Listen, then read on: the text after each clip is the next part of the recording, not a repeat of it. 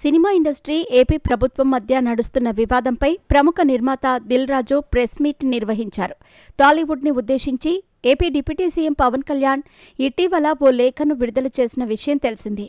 ఈ లేఖలో ఆయన సినీ పరిశ్రమపై అసంతృప్తిని వ్యక్తం చేశారు. అయితే తాజాగా ఈ వ్యవహారంపై నిర్మాత దిల్ రాజు ప్రెస్ మీట్ పెట్టారు. పలు కీలక విషయాలు ప్రస్తావించారు.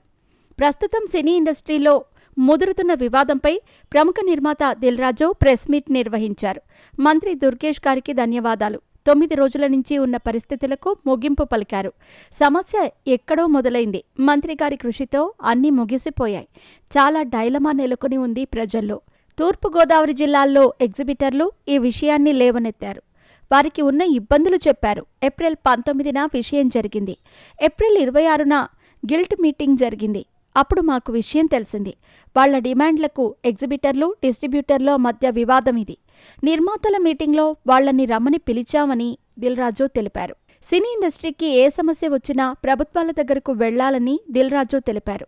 ఈ నెల 30వ తేదీన జరిగే యాక్షన్ కమిటీ మీటింగ్లో ఎగ్జిబిటర్స్ విషయాలు, మిగతా సమస్యలు చర్చిస్తామని అన్నారు. ఈ మేరకు పెద్దన్న పవన్ కళ్యాణ్ తిడతాడు, మేము పడతాము అని కీలక వ్యాఖ్యలు చేశారు.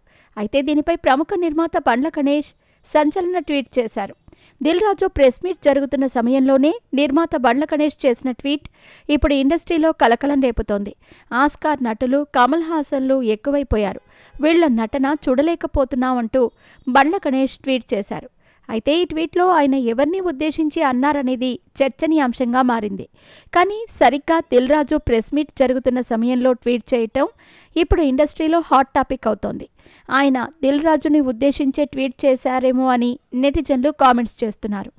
మరి దీని గురించి మీరేమనుకుంటున్నారు? మీ అభిప్రాయాన్ని కూడా కామెంట్ చేయండి.